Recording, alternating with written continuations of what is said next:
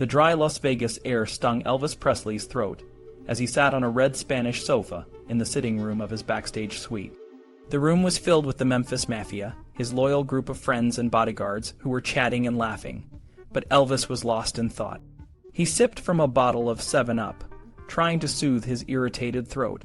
It had been 3 days since his triumphant return to the stage, and he was still feeling the strain. "Elvis, you look tense," one of the guys said, noticing his far-off gaze. Elvis forced a smile. "Just the dry air, you know. It's getting to me." The door to the suite opened, and a couple of English journalists walked in, including the author of this very book. They were there to interview the king of rock and roll, and Elvis welcomed them with a friendly nod. "Hey, come on in. Make yourselves comfortable," he said, motioning to the couches. Elvis's manager, Colonel Tom Parker, was already in the room, sitting separately in a corner. He wore a short-sleeved shirt and shapeless trousers, his eyes scanning the room like a hawk. The colonel's presence was a constant reminder that every word Elvis spoke could be scrutinized and used against him. The interview began, and Elvis was in good spirits. He laughed at himself when asked about his favorite current group, and without thinking he blurted out, "The Platters." The room erupted in laughter, and Elvis joined in, realizing how out of touch he was with the current music scene. But there was a deeper, more serious side to the conversation. Elvis talked about his recent weight loss, the result of a strict diet, and the intense physical demands of his shows. He didn't mention the diet pills he was taking, but the strain was visible in his slimmer frame. "I've been wanting to perform on stage again for the last 9 years, he said, his voice tinged with emotion. "It's been building up inside me since about 1965, until the strain became intolerable. I got all head about it. I don't think I could have left it much longer. The time is right." The journalists were curious about his future plans, and Elvis promised that he would soon play on stage in Britain. "I know I keep saying I'll come to England one day, but I will," he said, his eyes lighting up with the idea. The colonel, however, had other plans. He sat quietly, watching the interview like a gamekeeper, ready to pounce if anything went wrong. When the topic of money came up, Elvis laughed it off. "I've no idea about the money. I don't want to know. You can stuff it." The colonel quickly intervened, explaining that he had nothing to do with Elvis's finances. "The colonel has nothing to do with Mr. Presley's finances. That's all done by his father, Mr. Vernon Presley, and his accountant. He can flush all his money away if he wants to. I won't care." Elvis's smile faltered for a moment, but he didn't argue. He had heard this line for 14 years, and it still stung. The room fell into a brief, uncomfortable silence. As the interview continued, Elvis spoke about his films, admitting that he was ashamed of some of them. "I wouldn't be being honest with you if I said I wasn't ashamed of some of the movies I've been in, and some of the songs I had to sing in them. I had to do them. I signed contracts when I came out of the army, but there won't be any more bad movies." The journalists were fascinated by this candid admission, and the conversation shifted to his personal life. Elvis and his wife, Priscilla, had a daughter, Lisa Marie, but their relationship was strained. Elvis tried to mold Priscilla into his perfect woman, but it only made her less exciting to him. Their religious beliefs, once a source of unity, now caused tension. Elvis had become involved with the Self-Realization Fellowship, a spiritual group that Priscilla found boring and dull. The room was alive with the sound of music as Elvis played some air guitar and sang a little of his favorite Beatles song. "I Saw Her Standing There." The Memphis Mafia joined in, and for a moment, all the stress and tension seemed to melt away. But as the night wore on, the reality of his life crept back in. Elvis was a man caught between his past and his future, a king who was no longer sure of his kingdom. The dry Las Vegas air continued to sting his throat, but his heart was in another sky. He knew that no matter how hard he tried, some things would never change. Elvis's life was a whirlwind of performances, fame, and wild spending.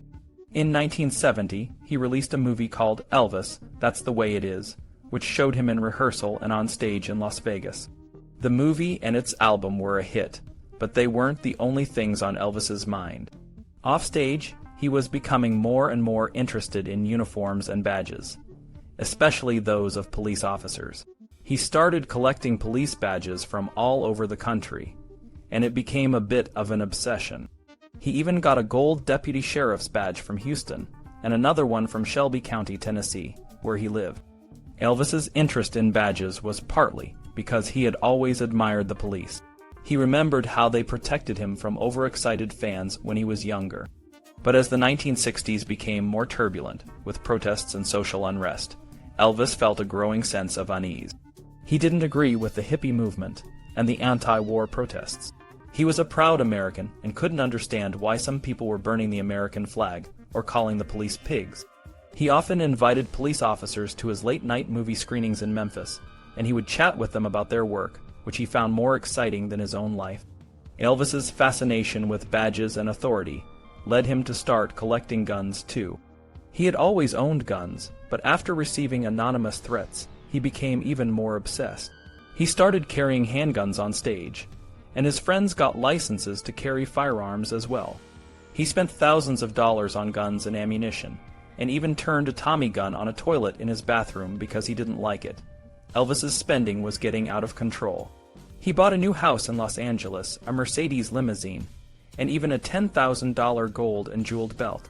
He also bought cars for his friends and family and jewelry for his entourage. His father, Vernon, was worried and showed Elvis a ledger of his spending. Elvis exploded in anger, feeling that his father and wife were trying to control him. He stormed out of the house and drove away, determined to get away from it all. Elvis ended up at the airport in Memphis, where he bought a ticket to Washington, D.C. He wanted to look up a girl he had met in Las Vegas named Joyce Bova. But he couldn't find her, so he decided to keep traveling. He flew to Dallas, but his plans there didn't work out either. He then flew to Los Angeles, where he called his friend Jerry Schilling and asked him to meet him at the airport. Jerry was surprised, but helped Elvis find a doctor for a rash on his neck. After a few hours of sleep, Elvis told Jerry that he wanted to go back to Washington to get a badge from the Bureau of Narcotics and Dangerous Drugs. Elvis and Jerry flew to Washington that night. On the plane, Elvis wrote a letter to President Nixon, expressing his concern about drug abuse and the hippie movement. He offered to become a federal agent at large, and said he was staying at the Washington Hotel under a fake name. He even included a personal gift for the president. When they arrived in Washington, Elvis was ready to meet the president and get his badge. Little did he know, this impulsive adventure would become one of the most bizarre and memorable moments of his life. Elvis Presley's visit to the White House in December 1970 was a bizarre but triumphant event. After landing in Washington early in the morning, Elvis and his friend Jerry took a limo to the White House. Elvis handed a letter to a guard, asking it to be shown to the president. He then returned to his hotel, washed up, and went to the Bureau of Narcotics and Dangerous Drugs, BNDD, to try to get a badge. He didn't get one, but while he was out, Jerry received a call from the White House. The president wanted to see Elvis in 30 minutes. At 12:30 p.m., Elvis was led into the Oval Office. President Nixon greeted him with a smile and a comment on his wild outfit. Elvis, always the performer, replied with a bit of his folksy charm. He explained his mission. He wanted to help the youth of America by advising them and solving their problems. To do this, he needed a federal narcotics agent badge. He laid out his collection of police badges on the president's desk. To Elvis, this request seemed perfectly reasonable.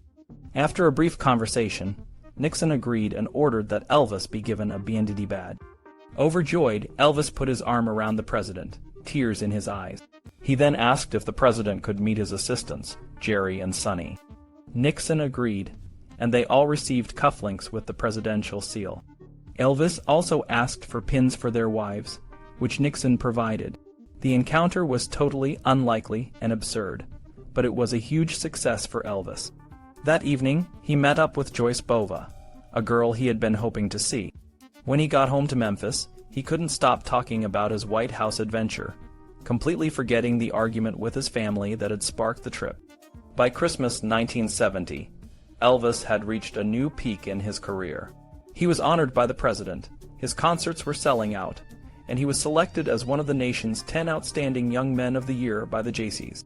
He celebrated by adding more sheriff's badges to his collection, buying guns and police equipment, and fitting a police light to his car. On Christmas Day, he even stopped by the police station to wish the officers a happy holiday. In January 1971, Elvis received the JC Award in Memphis. His acceptance speech was surprisingly dignified. He talked about his childhood dreams and how every dream had come true 100 times. He praised his fellow award winners and ended with a quote from his song. The day was made even more special when he saw Marion Kasker, who had helped him early in his career. However, the high spirits didn't last long. By the end of January, Elvis was back in Las Vegas for his contracted shows. He was quickly bored by the twice-nightly schedule, which was straining his voice.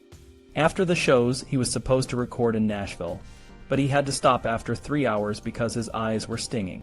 He was diagnosed with secondary glaucoma, which scared him. He needed female comfort and juggled his women, including Barbara Lee and Joyce Bova. Priscilla, who was in California, wasn't summoned. After a break in Palm Springs, Elvis resumed recording in May, but he was restless and uninterested in most of the songs. He only became committed when singing songs he knew well, like Don't Think Twice, It's All Right, and Merry Christmas, Baby. He managed to record a Christmas album, but his hopes for a hit single were dashed. His voice was changing, and his shows were becoming more middle American. He was more focused on grandeur than the boyish charm that had made him famous. When he played in Las Vegas, Lake Tahoe, and on a 12-city tour, it became clear that many in the audience were there to see a national icon, not just to hear him sing. Elvis moved restlessly between his homes and his girlfriends. In Palm Springs, he and his friends entertained without their wives. In Memphis, Priscilla was rarely seen. In Los Angeles, he changed homes again, buying a mansion big enough for his entourage. Priscilla and Elvis were living separate lives, and the pretense of a marriage was gone. The end of their marriage came during a Christmas visit to Graceland. Just before New Year's, Priscilla told Elvis she was leaving him. She didn't love him anymore and took Lisa Marie, who was almost 4, back to their home in Los Angeles. Elvis's life was a mix of fame and loneliness. After Priscilla left, he found himself drawn to songs of regret and loss. Always on My Mind became one of his most famous songs, a heartfelt apology for taking his loved ones for granted. Even though he wasn't in love with Priscilla anymore, he cherished the idea of family. Growing up, he believed marriage was a lifelong commitment, and this made the separation even harder. Elvis often wondered what Priscilla did when he was away, traveling for work or with other women. He didn't know she was having an affair with her karate teacher, Mike Stone. The guys in his entourage knew, but they kept it from him. The strain of their failing marriage reached a breaking point when Priscilla was served a paternity suit. Elvis's public denial, made while under the influence, was embarrassing for Priscilla. They tried to keep the news from the press and from their daughter, Lisa Marie. By the time Priscilla returned to Las Vegas for the last night of his season, Elvis was ready to beg for her to come back. But she stopped him, telling him about her affair with Mike Stone and that she wanted a divorce. The news was a double betrayal, and the wound would take time to heal.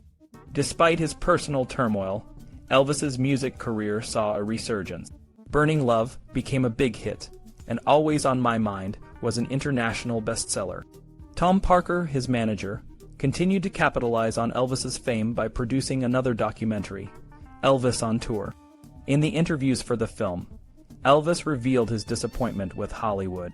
He felt let down by the roles he was given, and still hoped for a better part in the future. Elvis's first appearance in New York was a big deal.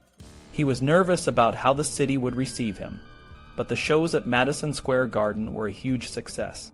He charmed the press with his self-effacing humor and packed the venue for 4 shows. New York fans and critics praised his performance, and the live album from the show became a hit. But the magic of the stage couldn't last forever. After the shows, Elvis was still Elvis, a lonely figure despite the adoration. The constant touring and performing were taking a toll on him. He needed a new challenge to keep himself motivated. Tom Parker, always focused on promotion, continued to push Elvis's image. He had been gambling heavily in Las Vegas, a new and costly habit. Despite the millions they were making, Parker's gambling losses were significant. Elvis couldn't understand why his manager, who had always been careful with money, was now so reckless. Parker's response was that he and his wife had no children to leave their money to, so why not enjoy it? Elvis's personal life was also in turmoil. He was rarely without a woman, but keeping them was becoming harder. Joyce, one of his girlfriends, left him, and Barbara Lee and Holly Wood had a steady boyfriend. The guys in his entourage still helped him meet new women, but what he really needed was a stable relationship to bring some balance back into his life. Elvis was feeling excited and nervous. He had a new girlfriend, Linda Thompson, who was a Southern beauty queen. They met at one of his all-night movie screenings in Memphis. Linda was different from other women he had dated. She was educated but not too academic, which he liked. They connected over their Southern Baptist backgrounds and shared interests. On their third date, they went to Las Vegas, and things progressed from there. Linda was a virgin, which pleased him, and they had a gentle, caring relationship. She even called him Bunton, and he called her Mommy. She took good care of him, even when he dozed off while eating an apple, and she made sure he didn't choke.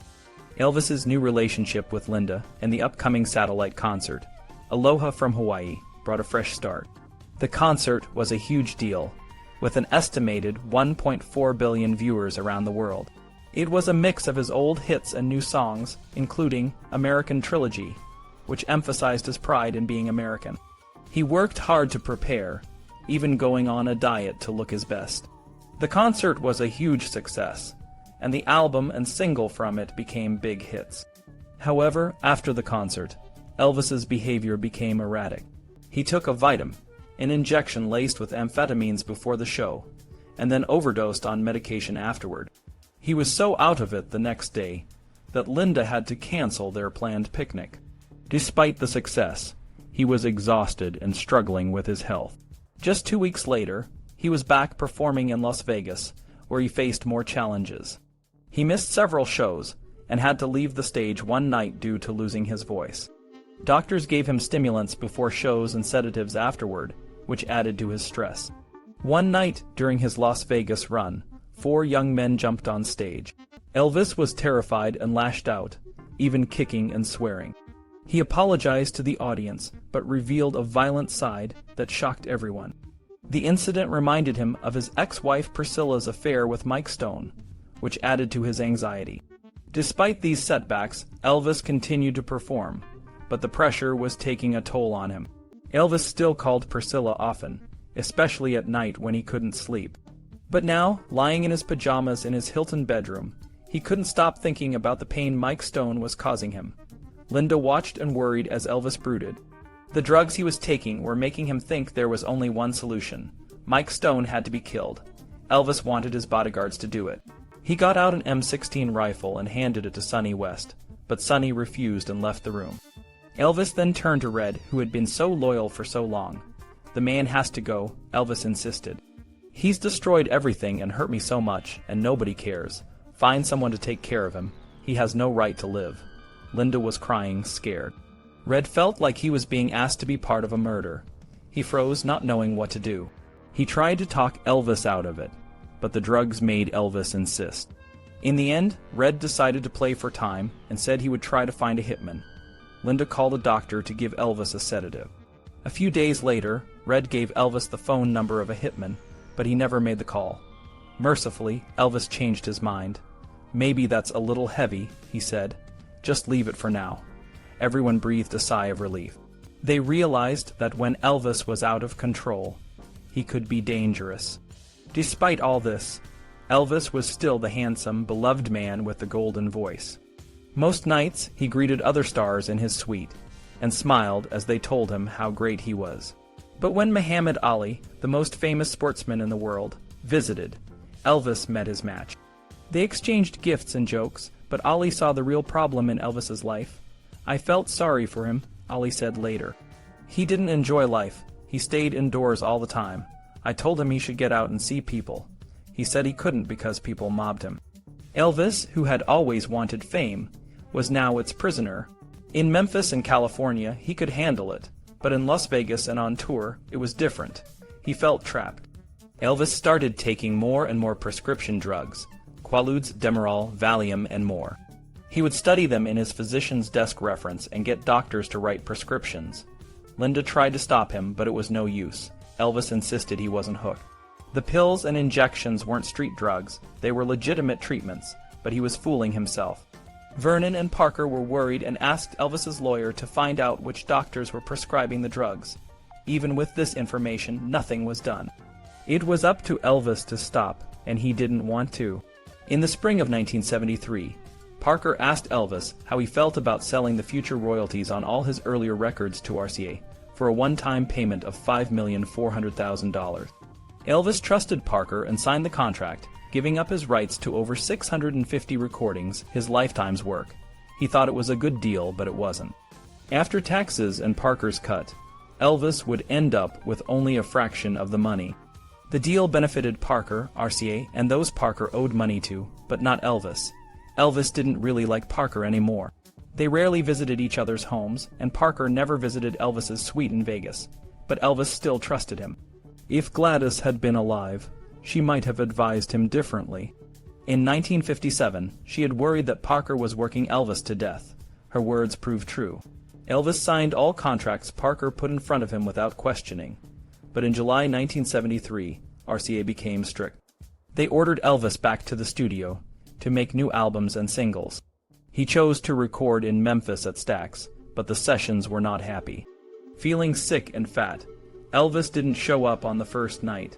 The next night, he arrived with guns, Linda, Lisa Marie, and his karate teacher. He was more interested in karate than singing. Only one song, "I've Got a Thing About You, Baby," sounded like a hit. When his favorite microphone went missing, he gave up and left for Los Angeles. RCA was not pleased. Elvis was wasting his talent. Critics agreed when he opened at the Hilton in Vegas. It is tragic, disheartening, and absolutely depressing to see Elvis in such diminishing stature, said one critic. On the closing night, Elvis appeared with a toy monkey on his neck and sang an X-rated version of "Love Me Tender." He ended by telling the hotel to keep an Italian waiter who was in trouble. The colonel was furious. Elvis had overstepped. Words were exchanged, and Elvis finally said, "You're fired." Parker responded, "You can't fire me. I've already resigned, but if you want me to leave, you're going to have to pay me what you owe me." Parker worked out a total of over $2 million. Vernon was distraught. They didn't have that kind of money. Elvis and Vernon worried over the figures, but Parker waited. He was calling their bluff. Elvis's lawyer and Jerry Weintraub were considered as replacements, but nothing was done. As Vernon fretted, Elvis found a new distraction, a gospel group called Voice. He hired them for $100,000 to be available to him anytime, on stage, in recordings, and at home. They would be his private minstrels. Elvis blinked first, just as Colonel Parker had predicted.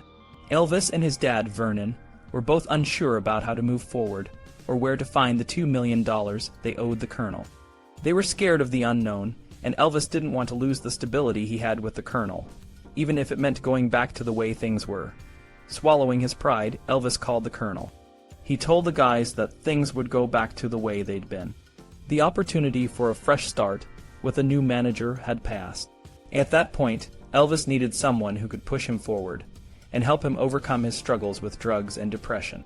He needed someone who understood the modern music scene and could guide him into new territories, like performing in London or Tokyo.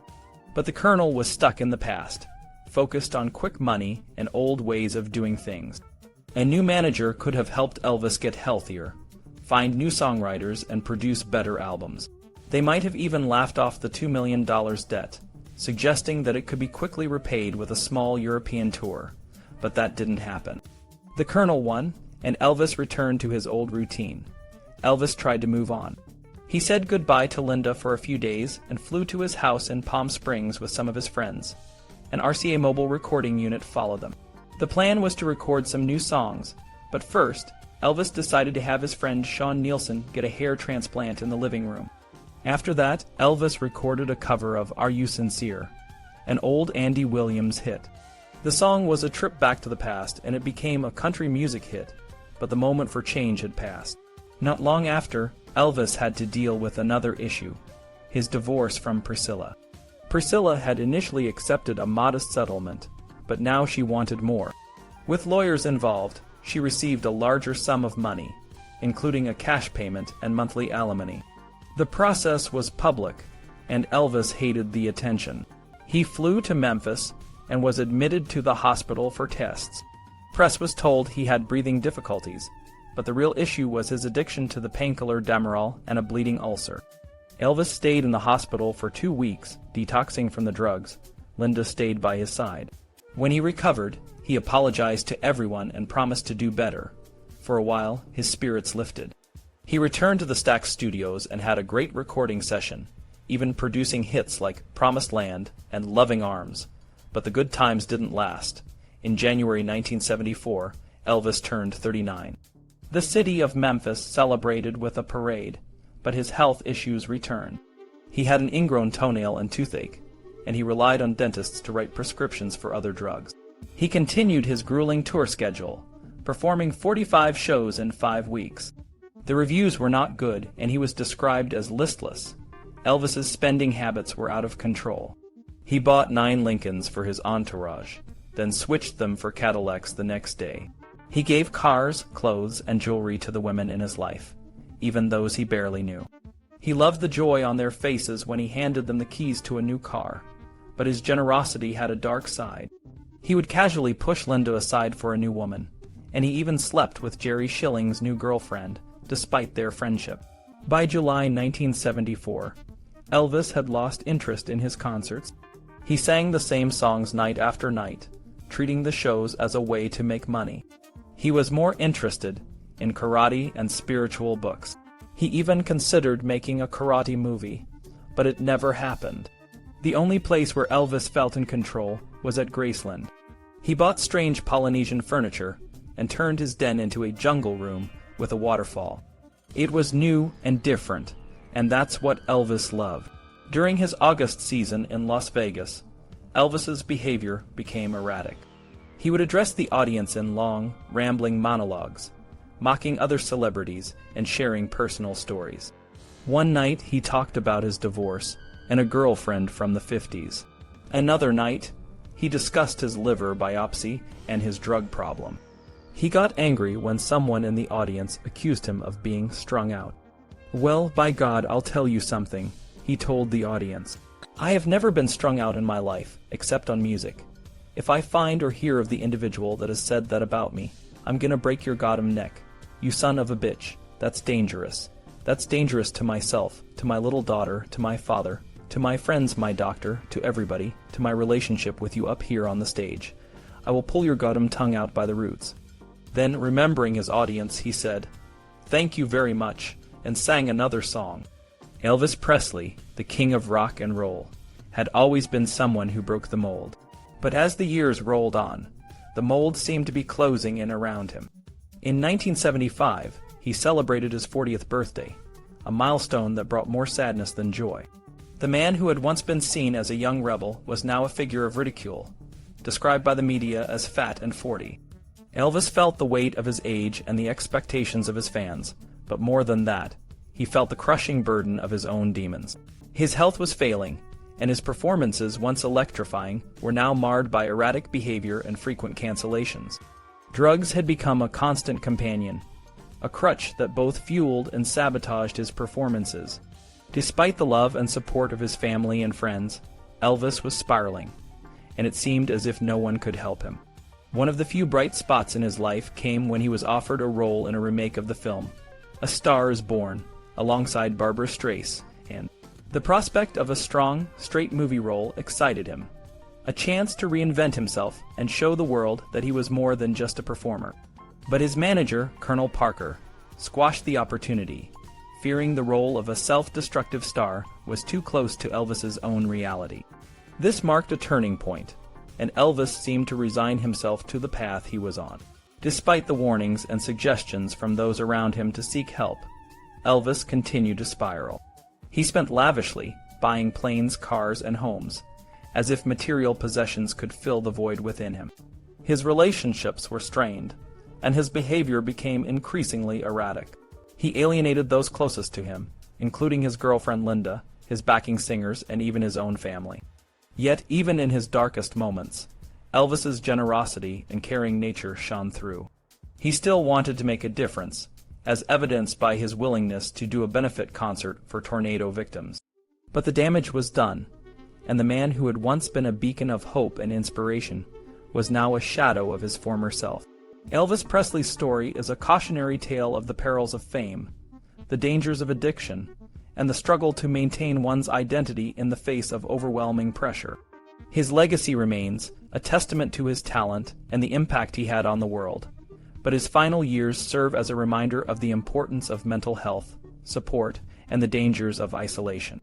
In the end, Elvis Presley, the boy from Tupelo who changed the world, found that even the most powerful king can be brought low by the weight of his own crown.